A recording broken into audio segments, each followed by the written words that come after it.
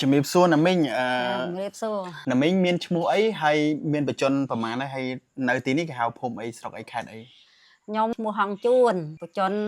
56ភូមិស្រែកែឃុំសោងស្រុកគិរីវង្សខេត្តតាកែវអ្នកខេត្តតាកែវបាទអញ្ចឹងមុននឹងមីងមិនទាន់ប្រើផលិតផលម្សៅសុទ្ធ SN នេះតើមីងធ្លាប់ធ្វើទុកឈឺពិបាកមិនខ្លះធ្វើទុកមិនខ្លះកាពះបើមីងហើយឈឺយូរឆ្នាំនៅខ្ញុំឈឺយូរឆ្នាំហើយកាពះហ្នឹងឡើង10 20ឆ្នាំទៅហើយវាចេះតែចុកឆ្អល់លមួលពោះវៀនហើយភើបុកមកលើនឹងអស់ហើយដេកមិនលក់ទេហើយហូបក៏មិនបានដែរមន់ងាវឡើងនឹងកាពះយើងនឹងលមីលមួលអាពោះវៀនយើងហ្នឹងណាហើយដេកមិនបានទេហូបមិនបានទេដែលឥឡូវហ្នឹងខ្ញុំបានប្រើអាសុត SN ឥឡូវខ្ញុំធូរ 50% ហើយមីងប្រើបានរយៈពេលប៉ុន្មានថ្ងៃធូរបាន 50% ប្រើបានមួយអាទិត្យថ្ងៃហ្នឹងណាបានមួយសប្តាហ៍តែចាមួយសប្តាហ៍ចាបាទល្អមែនតើចាខ្ញុំ 50% ហើយខ្ញុំធូរឲ្យឃើញដេកបានហូបបានហើយអាកាពះហ្នឹងលេងលមីលមួលដឹងតែម៉ោង5ឡើងបត់ជើងឡើងអស់លេងពីពោះបត់ទៀងឲ្យស្រួលទៀតណាបត់ទៀងស្រួលហ្មងដឹងតែម៉ោង5ដឹងតែរត់ទៅបន្ទប់ទឹកដឹងតែម៉ោង5ឡើងទៅប៉ុន្តែបើពីមិនទាន់ប្រើហ្នឹងគឺមិនបត់ជើងឲ្យពិបាកអញ្ចឹង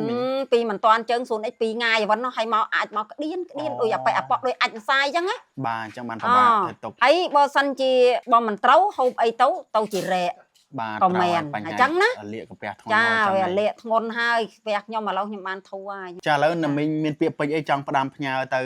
បងប្អូនដទៃទៀតមានអាការៈធ្វើទុកដូចមីងលាកកាពះពោះវៀនរ៉ាំរ៉ៃអញ្ចឹងចង់ឲ្យប្រើតាមមីងទេចង់ថាបើសិនតែអ្នកឈឺដូចខ្ញុំហ្នឹងប្រើថ្នាំហ្នឹងទៅ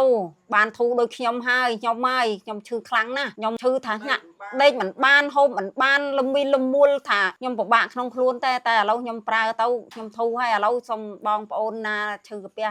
ដូចខ្ញុំហ្នឹងប្រើទៅដឹងតែធូរហើយដឹងតែចេះហើយឥឡូវខ្ញុំធូរ 50% ហើយបាទអញ្ចឹងអរគុណណាមីងច្រើនបាទពុកម៉ែបងប្អូនក្រោយពីបានស្ដាប់